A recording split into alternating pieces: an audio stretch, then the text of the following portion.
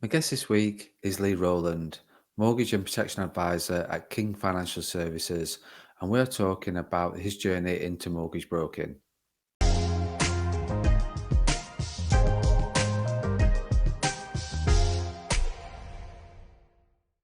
Welcome to the Mortgage Broker broadcast with me, Craig Skelton. Join me every week while we're developing your knowledge to help you build a successful mortgage broker business. So my guest this week is Lee Rowland, mortgage broker at King Financial Services, and we're talking about why Lee wanted to become a mortgage broker, how has he found his career change, and what his biggest challenge has been to date. So welcome to the podcast, Lee. How are you? Really good. Thank you, Craig. How are you? Yeah, very good. Thank you. Very good. Thank you. Not as nice sort of background as what you've got there, and a nice sunny day in Wales by the looks of it. It's a beautiful day here in Wales, Craig. But as you know, 'cause we just discussed it, the background wasn't supposed to be this. It's been the Welsh internet, which has led to this. So I am currently out in the garden, and fingers crossed, there's not too many dogs barking, neighbours chatting to me. We cross both our fingers. It will be absolutely fine. It will be absolutely fine. So yeah, we've got dogs barking, grass being cut, like you say, your little one coming in having a Yeah, a yeah, cameo appearance, shall we say? So we'll see how that goes. yeah, exactly. Fingers crossed, we'll be okay. But like I said to you earlier, if there is any dog, there we go. There you I don't go. know if you can hear that. So I'm so Right sorry on about the cue. interruptions. Yeah, exactly. So sorry about that. But it's just the best we could do today. It's fine, Lee. Don't worry. Absolutely fine. Don't worry. We can. It adds to the authenticity with the dogs in the background, so it's absolutely Yeah, fine. Don't. It's fine. exactly. Fine. So, Brill. So yeah. Just first of all, just give everybody a sort of whistle stop tour of your background before you become a mortgage broker, and then we'll get into a bit more detail about that. So, who is Lee, and where have you come from? All right. Well, name's Lee Rowland, and I live in Cumbran. Specifically, I live at a place called Crossy Killiog. So if anyone who's listening wants to do a spelling test, try and have a crack at that one. Crossy Killiog. Uh, I'm 44 years old, but and so I've come into this sector quite late. But before that, when I was younger, I was with Bristol Rovers playing football, but wasn't good enough. They blew me out, which was fair enough. I wasn't actually good enough.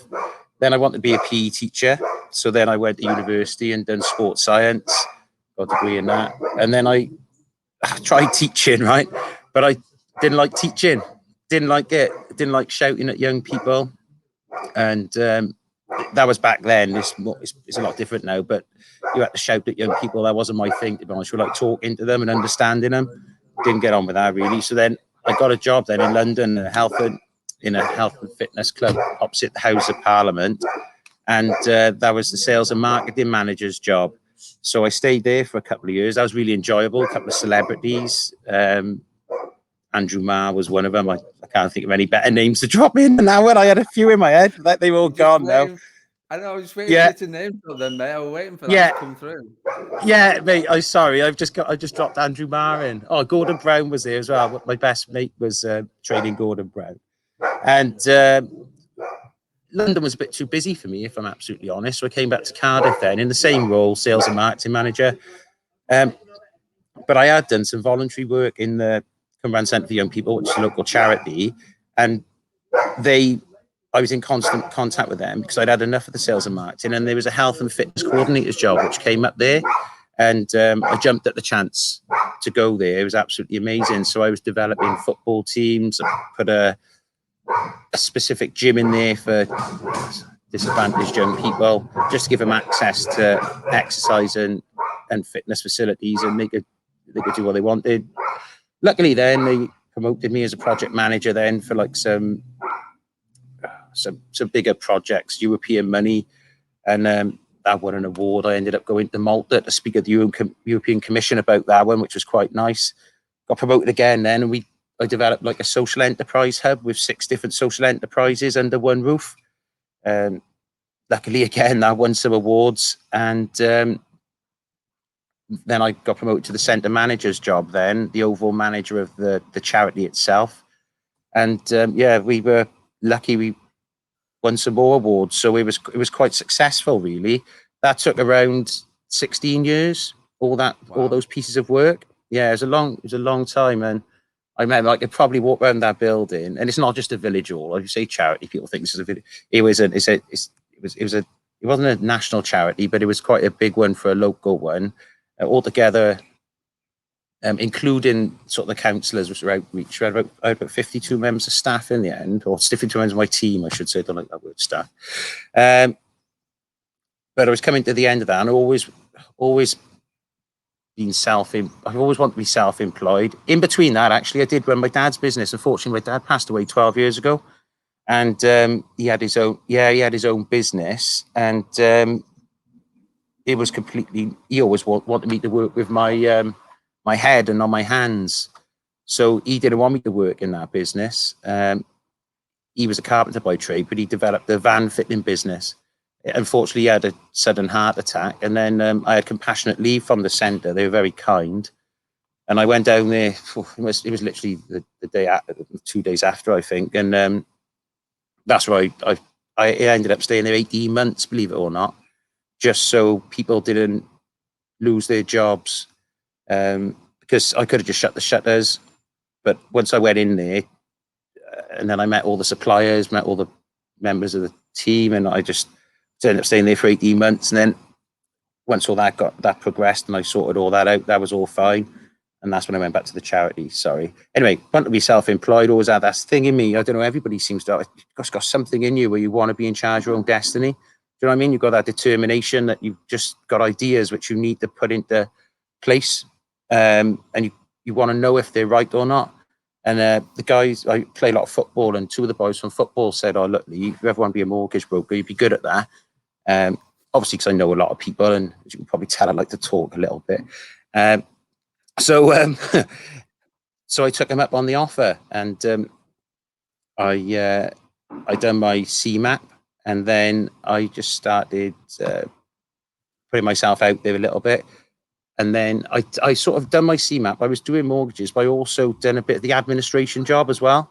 Okay. And that was actually quite good. I know it sounds daft, but it was actually quite good to learn the processes behind what I was doing.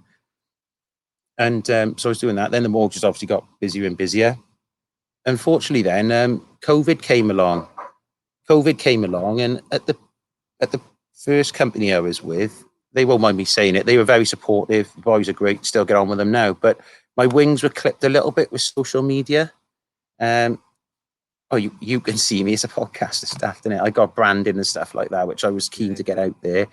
And then I knew another guy from football called Mark King, and he had King Financial Services, and they did a lot of insurance products for sports people. Quite a lot of the local, well, national, not national. Yeah, they do national organisations, but they do a lot of the professional rugby league and rugby union sides. So then I thought, right, that's a good option. And he said, we haven't got a mortgage advisor, Lee. Would you like to come over? And I said, well, the thing is, I've got these ideas in my head which I want to get out there in regards to myself and how I think I could bring something not different because everyone's done it now. But I got these ideas I need to get out there, and they said, yeah, you can pretty much, as long as it's compliant, you can do what you want. So then I left the first company, all amicably, fantastic, thank you very much, and now I'm with King Financial Services as a mortgage and protection advisor. Okay. Bro, well, that is certainly a whistle stop tour of your last, what, that's quite a long, quite a number of years you've covered there, Lee, to be fair. It's quite a Yeah, long, it is. it's So just yeah, you, important that people know where I've come from so they can understand when I talk maybe later on this podcast or they see things on my social media, they know what the substance behind what I'm talking about. That's all. no, definitely. No, I'm all for that. That's why I'm always keen to understand at the start of the podcast your background. I don't do too much research about. Obviously, I have a look, but I don't do too much research because I don't want to come into a podcast with people that I don't know with too many preconceived ideas. I'd rather have a very open conversation about you, your background. Obviously, the most important bit is, and the whole point of it is understanding why you became a broker and what in your life after since you Yeah. become a mortgage broker. but it is always important to understand background, where people have come from, and really what, because there's just certain things I've sort of put in there with regards to, like, you've run your own business. I know, so it was unfortunate circumstances with your father's business, but you have run your own business, so to speak. So I think like that takes a certain challenge and a certain type of person to run your business, which helps you become a self-employed mortgage broker. I think that there's a few things in there that you've taken from that, I'm sure. And again, from a admin point of view, like like you talked about being an administrator and having some input on that and understanding the pro and help you understand the processes. I'm very keen about understanding the processes. You need to Yeah. understand the processes, and if you follow that process, it works. It will make your life so much easier. So you've taken, I'm guessing you've taken your learning from that and adapted from an administrative point of view and put that into your own working life as it is now. Because there is, I'm not.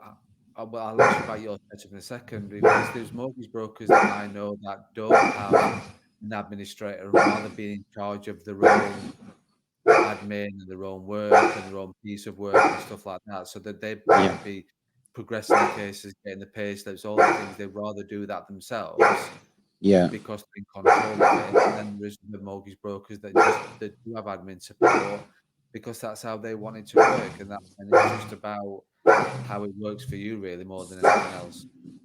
Yeah. Well, it's each their own, isn't it? Whatever way Yeah. you want to do it.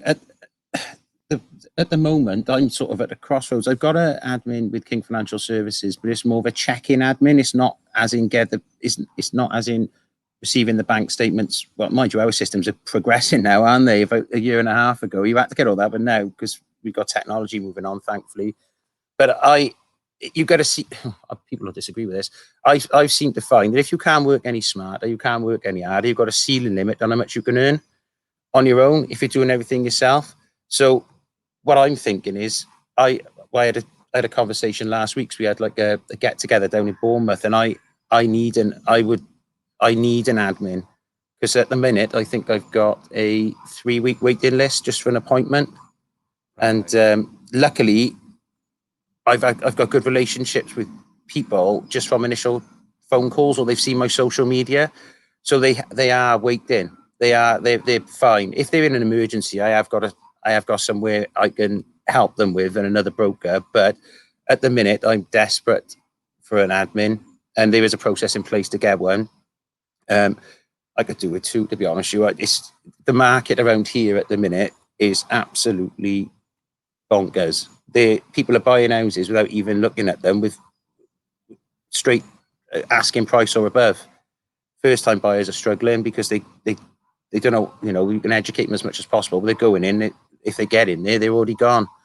So yeah, it's really busy around here at the minute. But my business is, luckily for me, is gaining momentum. So I would like to have a admin. I'd probably like to have another broker which work with me, because at the minute I'm at capacity, literally at capacity. And has that come from? So we are sort of, what's the word? I can't even get my Digress. we are digressing a little bit, absolutely. So we are digressing a little bit, Lee. But where is that down to social media, do you think, or is it various reasons? Do you get leads from the business? How does that all sort of work? Social media, and referrals, obviously. But yeah, I Right. do a lot on social media. I That was the reason why like I said to you earlier, I left the one company, because when we were in COVID, I sat there for about a day thinking, oh, I was going to swear. Didn't swear, Craig. You happy with that? Look, I I can thought, oh quote the dear. beginning. I can talk at the beginning and sort of say that there were certain things that, yeah, don't Oh worry. dear. Yeah, yeah. I thought, oh shit. You know, this is a nightmare, because I didn't It's have fine, any. don't I worry. did. Yeah, I didn't have any returning. 2-year fixes coming in, and so I sat there and I thought, oh my goodness me, valuers can't value houses. What am I going to do? And I thought the only way, if I'm going to power through here, is to just go flat out on social media, and so that's what I done. Just created. I knew what I was doing, but I couldn't put words to it back then. I was creating a brand, which was myself, because I'm on my own at the minute. I am on my own, but I created a brand locally. sounds a bit big-headed saying I created a brand actually, but I suppose that's what it is. In order to get my message out there in the way I wanted to get it out there, and now I'm just lucky that I get the majority of my leads through social media, loads on Facebook, LinkedIn. I'm developing that more than anything, but it's Instagram. I've got a TikTok now as well. Um, yeah, I I love TikTok. I gotta be fair, not for business at the minute because I'm not that good at it. I'm learning how to do it, but I do actually Okay. like the concept of TikTok. I you can see things on there which you might not see anywhere else because of the constraints of everything else. But I do like going on there. Anyway, back to the question. Yeah, I just generated it through social media and good reviews from my clients. Okay. And is that something you just handle yourself? Do you get somebody helping guided you with your social media, or is it all your own work? I've always understood social media, even when we had the social enterprise hub. All my team had their own Twitter, for example, so we could share good practice and good news, even in that sector. So I knew that getting that message out there would attract more funding. Now, the thing I can do, which I give to, I work with a guy called Luke. He was with me at the charity actually, and he's still working there, but in his, I say spare time, it's not his spare time anymore because I'm on him all the time, but he does all my branding, all my design. Say I got a review, I just ping it to him and then he puts it on a template. If I got, like, he's had loads of messages off me, like I go for a walk tonight at 5:30 in the morning, I'm sending him messages about ideas for social media stuff. Yeah, and he's been, so I can't do that. I put my hands up. I can't do the graphics and everything, but I have the ideas and I'm in charge of what it says. But I say I got massive and Luke didn't want to come along with me, I would be happy to outsource that as long as I had the input and it still had what I wanted to say in it. Hmm. I think that's it. As long as it still shows your personality, and it's interesting to hear because I see quite a lot of brokers who are in their head know what they want to do and know what they want to say because they're at the forefront of the questions from the clients. They understand the market and things like that. Whereas then, like I know I struggle with the creative side of things, and I know a lot of mortgage brokers do. It's sort of, well, how do you actually put that into content and how would you create those sorts? And I think it takes a certain kind of person to do that, to be fair, Lee. I don't think you're on your own with that in terms of using other people to help you with the creative side of things. It's just Yeah, you've got the idea and the spark. It's then those kind of people bring those to life. And I know quite a few of those people, and I work with people like that myself because, like I say, I'm the first to admit it. I'm not great at being the creative side of things. yeah. Definitely not. Well, no, and I'm always been like, if I can't do something, it's something to do it better, and it's going to take them less time than I am and cost me less in my time, then they do it, don't they? It's as simple as that. There's no point spending hours and hours on something costing you, say, 50 quid an hour, with your own time. If someone can do it for 30 quid an hour, it's just not good business sense, is it? So simple as that. Absolutely. Just let them Absolutely. crack And on. yeah, exactly. And it was funny. Like that, I don't know if you know Dan Reddish. Dan Reddish, Dan was on the podcast a few weeks ago, and that's what the thing he talked about was about understanding the What your value of hourly your rate? hour. Yeah, Yeah. yeah, Yeah. and I've always been the which is what you same. said. Yeah, you just divide it back into your hourly rate and see what's worthwhile. I think that, if I remember, Dan mentioned having a cleaner. Is that the conversation? Yeah, it was. Yeah, yes, it was. Yeah, Yeah, yeah, I remember Dan. Yeah, that was a really interesting one. I enjoyed that one, and he's right. He's absolutely right. If you put it into context, why would you pay someone for an hour's to do something for an hour? You take you 2 hours if your hour's worth more than their hour. It don't make any. It don't make no sense, does it? I don't know if that made sense. Actually, my maths here, so I'm sorry if it didn't. But that's what I'm trying to get at. we get what you meant, Lee. Lee, we got we. I understood what you meant, so it's fine. Don't worry. Yeah, it's fine. It is Yeah. about working smarter. It is about making Yeah. the best use of your time, and it is about your hourly rate because then, like you say, like for me to do something that I pay somebody to do something that will cost, and then looking back, it'll take them 10 minutes, where it could take me 10 hours. So it's just point. You might as well pay them for the 10 minutes or an hour, say, rather than wasting 10 hours of your own time. Exactly. Exactly. So definitely, definitely. So let's just get into the obviously we've got an idea of who you are and a few snippets of your sort of your attitude and your mindset to mortgage broking and where you get your business from. But why did you want to become a broker? Obviously, your background is very different. Did you wake up one day and want to be a mortgage broker, or is it something you want to do for a long time? Um, about say what are we 2021? Say about I've always been a bit of a property geek, if I'm honest with you, Craig. Been a right nerd when it comes to property, and always enjoyed property. And I started investing in property in about 2013, I think. So we had to sort of. I was a landlord, invested a bit more then, and you in Wales, you probably know this. You have to you have to go rent smart Wales. So I was a landlord, but I was paying a management company, and in the end, I thought I just well manage these myself. I started managing them myself, and then I became a letting agent then as well. I was a qualified letting agent while I was still at the charity. So I've always had an interest in property, houses, um, and when they asked me to be a mortgage broker, what I was thinking was maybe the long term plan is I can turn the letting agency and the brokerage into one thing. Whether that happens or not, I don't know. Because I'm only two and a bit years into this. But yeah, so it's been a long. I've been interested in property for ages. Like I said, I'm a landlord, a letting agent anyway. And then I thought, yeah, I really want to be. I really want to do that. I plus I could help. I could still help young-ish people with their first homes, which then links back to me. Like it, I suppose I quite like to help and support people. So Hmm. I could then help first-time buyers get the keys to their new home, and I like that idea. Um, and so yeah, it all tied in quite nicely. Being a bit of a nerd with property, being a letting agent, and want to help people. All of a sudden, you're a mortgage broker.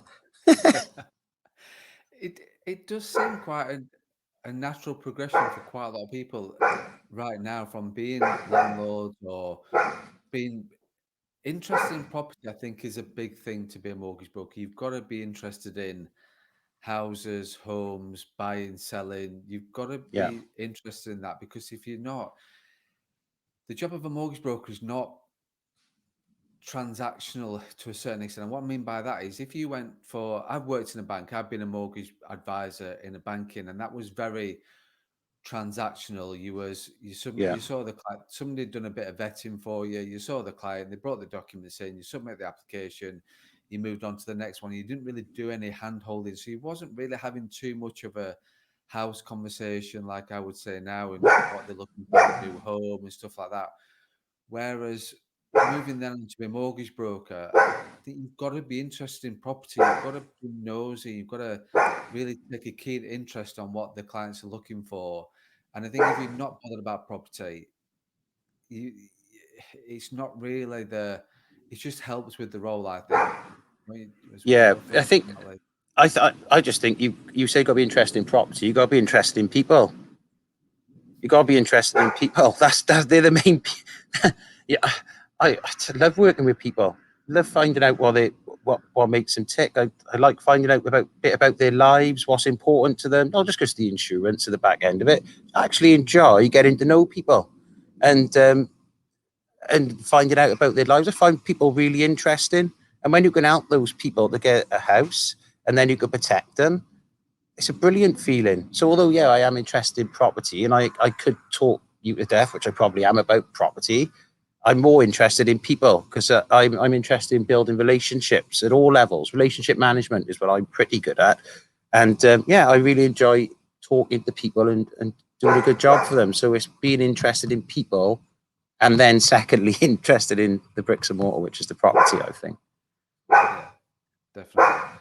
And so, what you've had this sort of big career change over the last couple of years. How have you Yeah. found your the sort of your new career?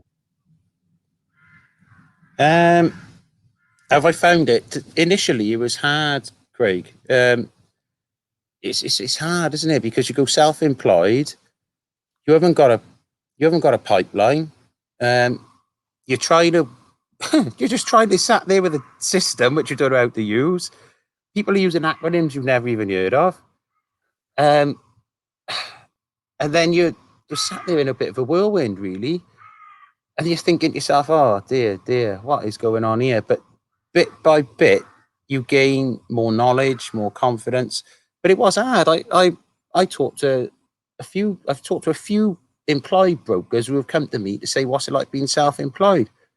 And I've got a sheet. I've got a big sheet, and I wrote it down. I wrote everything down for them, not just the financial side, not just the risk, but the feelings you have as well. Because we got married in the same year as I went self-employed. You can imagine it was a bit of a Wow. stressful time. Wow.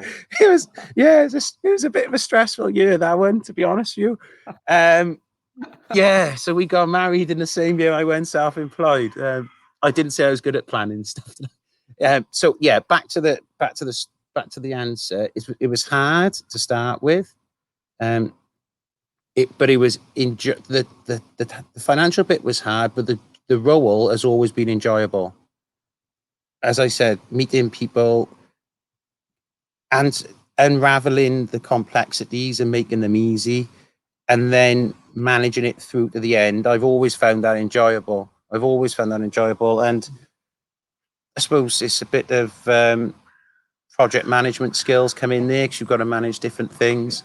But as I said, it was hard financially, but the role was always enjoyable.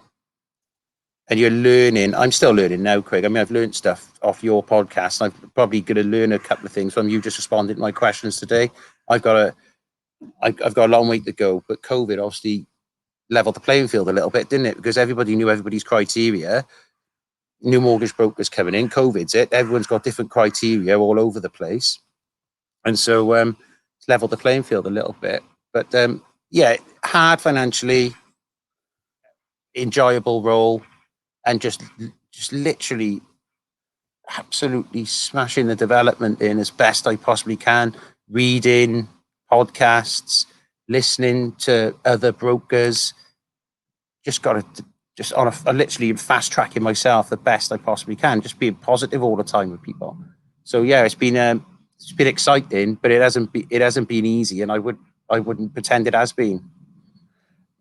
Lee, I absolutely love that last few minutes of what you've shared there. I absolutely love, and this is what I love about the podcast is that, as always, we start with various questions and things like that. But what I really like to do and what I enjoy, and it's something that there's loads of notes I've made there that I want to just open up a little bit and talk about, because this is why people listen to the podcast and the brokers do who I think about becoming brokers.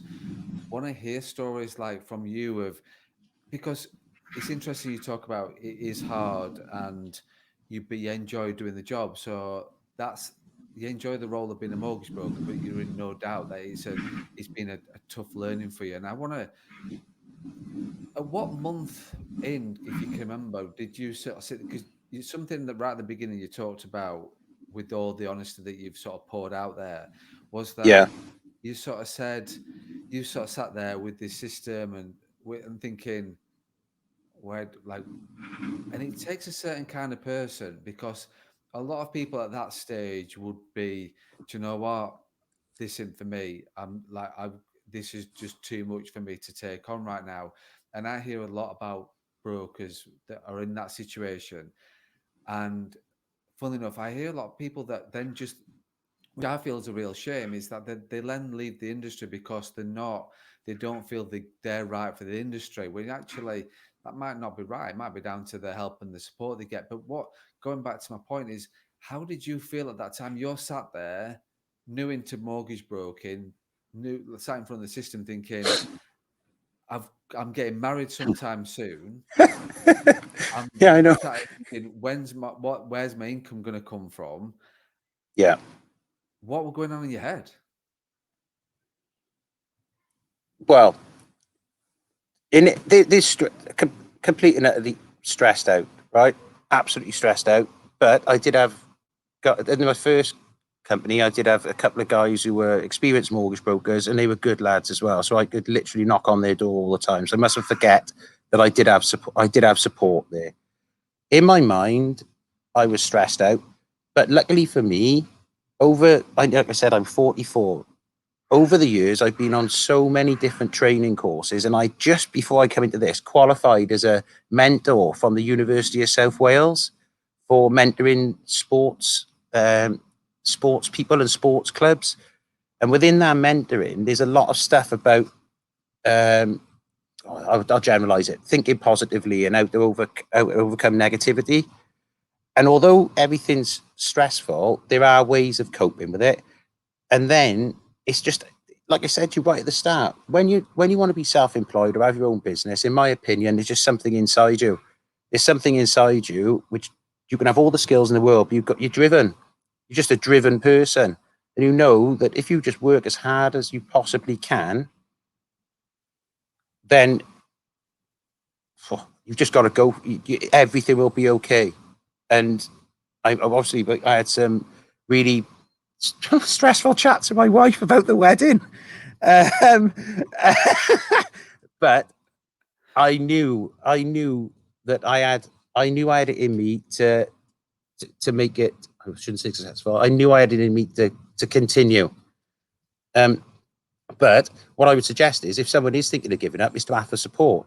So everyone should be able to ask for support in any role, in any role, any industry, any sector. If they're struggling, look at a support system and talk about it. Because if you are talented and you feel like giving up, we've all felt like giving up. If you're talented and you've got it in you, you can make it a success 100%, but just always talk to somebody. Luckily, I have got good friends as well and good family. And I was really lucky there as well. But it never come to the point where I said, I'm not doing this. I was all like, right, there's another hurdle. Bang, let's go over that. There's another one. Let's go. And I just kept trying my best. What's the saying? Always be better today than you were yesterday. Just try and keep Yeah, on improving yourself. That's it, really. That's what I did. it is. It's about those small gains. It's about like I Yeah. know I've looked a lot about the 1% and things like that, and Yeah. like and that sort of you sort of said understanding family. You must have got very well at the time understanding future wife, but at the time I'm guessing now wife. She Yeah. must be very understanding. Yeah. I don't know if she'll listen to this but because she gets embarrassed when I do like podcasts. I was on the radio last week and she was like, oh, yeah, they've got a beautiful wife. She's amazing. So I've been very lucky with a supportive family. Been very lucky indeed, Craig. Yeah. To be fair, Lee, you sort of are wearing your heart on your sleeve with things that I talk about when I'm looking at when I get approached by new like brokers or people that are looking to get into mortgage broking, and I do have quite a few conversations. And one of the things I talk about is having the support of your family behind you because I think it's important to have because Yeah. you talk about timing. Like so, there's other things in there because I talk about timing a lot as well. So it has to be right timing for you. You've just blown that out of the water because getting married and then going self-employed, I'm not quite sure I'm with you on the timing. However, that's testament to you of how you've come out the other side. So great, you've got the support of your wife behind you, absolutely, because that is so vital to becoming not only changing your career, but also as well going from employed to self-employed. So Yeah. that's a big thing that you've got to have the support there. We won't talk about timing because yeah, it is about having the right timing. Absolutely. But the thing is, what I love about this is like, yes, this is a podcast, but I always record podcasts face to face like this because then I can see the smile on your face. I can see the reactions on your face when you're talking about things, and that which unfortunately like the listeners can't, but I can see the sort of smile on your face and you laughing about because you've come out the other side, and that's testament to you, Lee. You've come out the other side of this, smiling, laughing, and you can look back on that now and think, "Oh my God!" Like I kind of and I might be wrong, but I'm guessing that you're the kind of person that, and it wouldn't go wrong. And I know you would make sure that it goes right. But I think if it didn't go to plan and it didn't go according to the way that you wanted to, and then you're looking back on reflection, you would still be smiling about your learning and your development. Am I right with that? Or am I totally off piece with that? What if being a mortgage broker went completely pear shaped? Yeah, yeah. How would you feel? I'd be how would I feel? Well, that's a hell of a question. Nice one, Craig. I see what you've done there. Um, Oh, I'd like to give you a cheesy line and say, "Oh, you win or learn," don't you? But I put so much into this, it would take hell of a it take hell of a pick me up. I'd have to dig deep to get out of that because I put everything into this. Um, I don't know, Craig. Is the honest answer? I can't sit here and lie to you. But I tell you what was difficult. Just one quick one, which I won't go on because I know you're probably stuck for time. It was being it wasn't just that, it was being myself, right? It was being myself rather than what I perceived the industry wanted people to be as mortgage brokers. That's the most thing. That was the hardest thing, not the money, not not the wedding or anything like that. It was I was rocking up to work, and I just wasn't myself. I was just like, oh, this is probably what they perceive me to be, blah blah blah. And I wasn't. You wouldn't have spoke to me like this about 2 years ago, Craig. I wouldn't have been. I would have been. Oh yeah, hello, my name's Lee, and I'm a mortgage broker. Oh, wouldn't have. But once I learned that I could be myself with my own personality, which people might not like after this, actually, but and I could say, as long as I was confident and compliant, what I could say and be myself. That's when I started to to to flourish. Really, I started and I started to understand the industry a bit more. And I think it's evolved since COVID anyway, especially with LinkedIn and the things that's going on LinkedIn with mortgage brokers. I always thought that educating my clients and doing a few videos and stuff would help them. But I didn't really want to be someone with a three-piece suit and a briefcase. Sorry to those guys, that's great what you do, but that wasn't for me. And now I can be myself. So that was the hardest bit, was going from what perception was of my perception to then being myself, which that was the hardest bit. Nothing to do with the money, actually. It was being myself.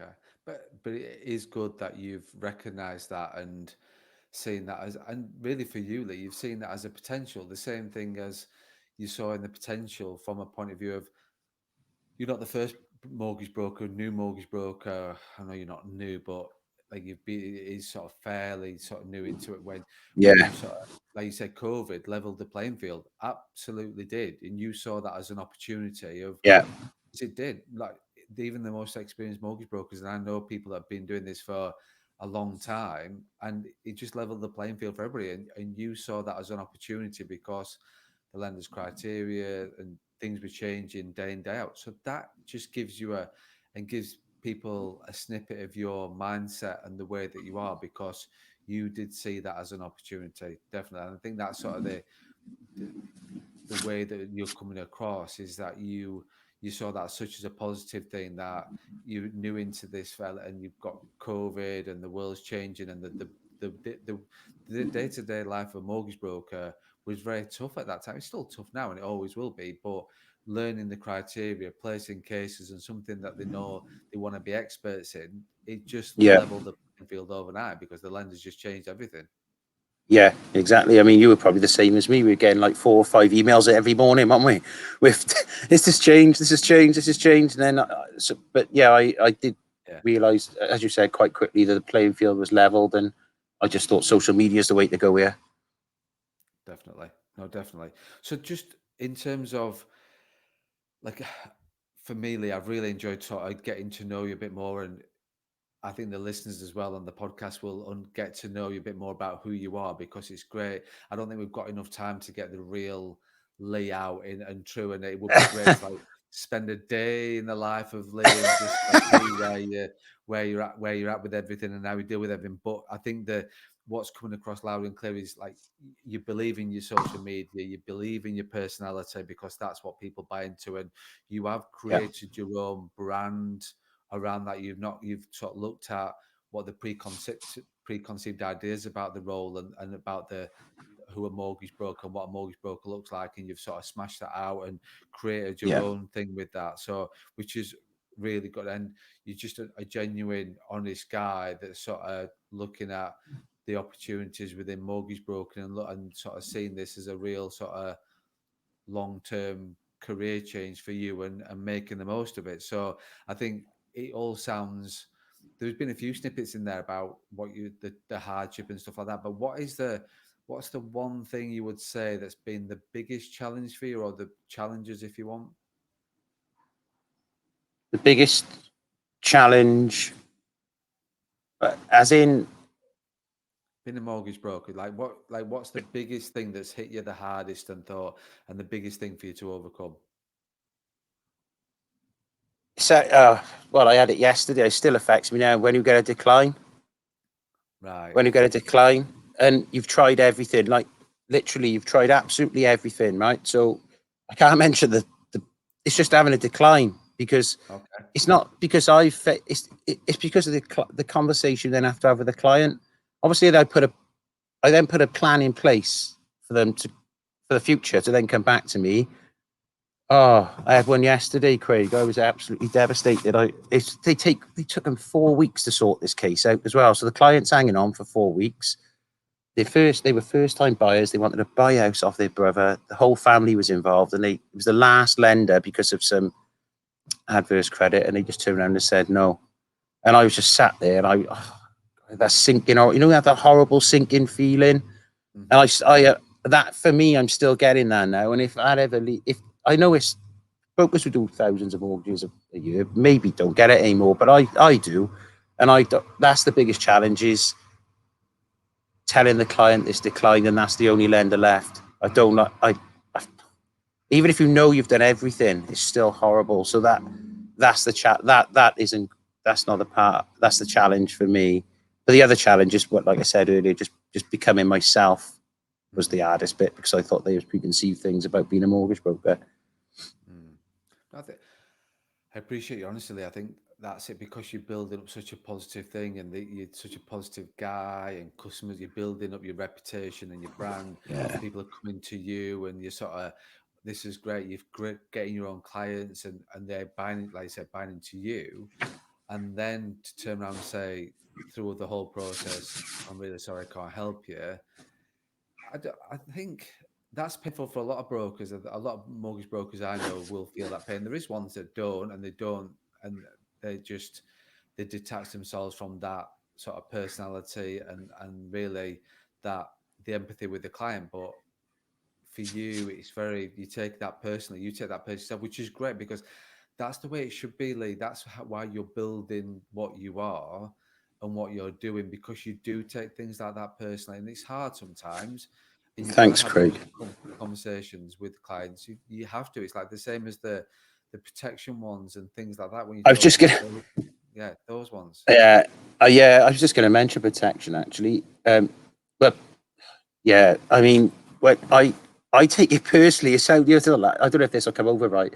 I take it personally when clients don't have protection, not because of the commission, because they're not protected. And Hmm. I'm sat there thinking, oh no, oh, I'm just like, listen, you've got children, you've got a mortgage, and then they turn around and say no, and I'm sat there and thinking, oh no, right, okay, trying to give an alternative, another alternative. I don't get many no's, Craig, to be honest with you. But when I can name them probably, I've had that little. But when they say no, that that that that that affects me as well because I'm worried that they're not protected because I know how important protecting yourself and your family are, and that goes round in my mind for a few days afterwards. It's strange how you invested you get in people sometimes, but I think that's the way I've got so many good reviews and I've had so many good relationships. The clients will keep coming back all the time. Yeah, but sometimes with protection, that sort of gets me a bit when they don't have protection. And Hmm. I know the commission's good in protection, everyone knows that, but it's not about that. It's about protecting your clients, isn't it? Sometimes when they say no, it just pickles me. To be honest with you, I don't know why they don't have it. No, no, it's like I think you're absolutely right. It's not about the commission with things like that. It is about the protecting the client. You see it firsthand.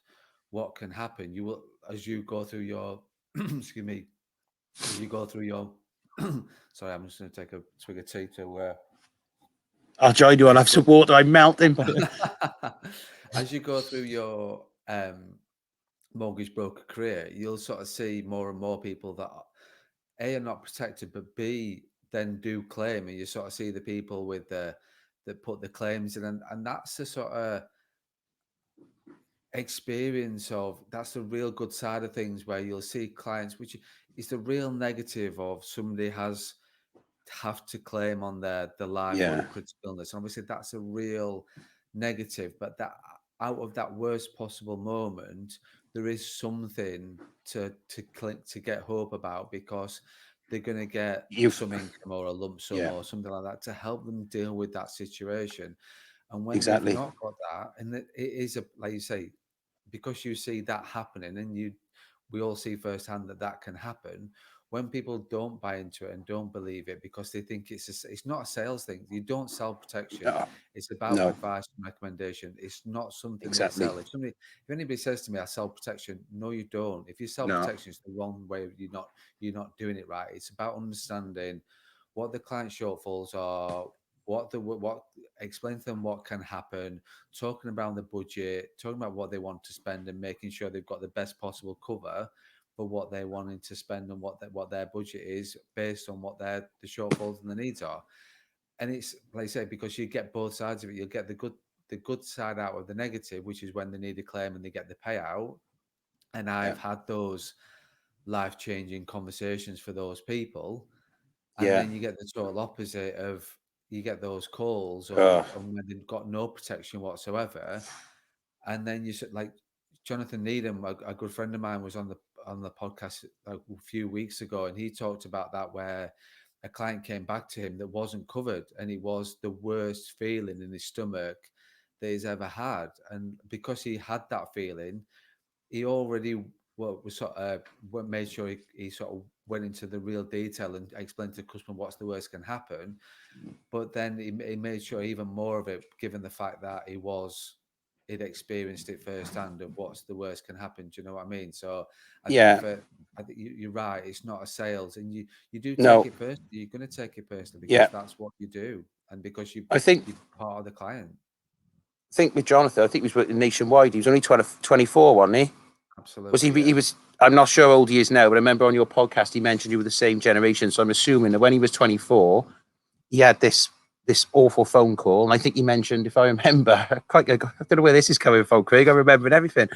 I think he remembered the noise the lady made down the yeah, phone when she realised that she didn't have protection. He'll never forget that noise, yeah, and that resonated not with me, but it resonated with my mindset. You know, I don't want to have that lady making noises down the phone to me. That's why protection is so important. And it comes back to what you said, but it also comes back to the first thing we talked about earlier, was being interested in people. If you're interested in people, then you get to know their needs, their priorities, how much they can spend, and you get to protect them. But hmm, like I said, if you can't protect them, it does get, if they don't want protection, you've done everything you possibly can. It does get, that gets to me a little bit as well. Yeah. yeah, definitely, definitely. Brilliant, Lee. Anything else we've not talked about? Anything else we've missed off?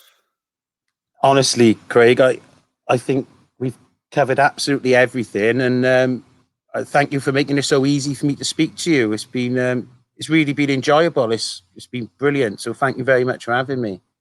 Are you an experienced mortgage advisor who is looking to go alone and set up your own firm?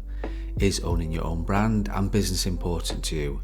Do you keep putting off the decision because you just don't know where to start? Let me explain the My Brand, My Way program. This is aimed at experienced mortgage advisors who are looking to go alone and set up their own brand and business. So what does the My Brand, My Way program offer? You would own your own brand, your clients and your business, while still creating your own legacy.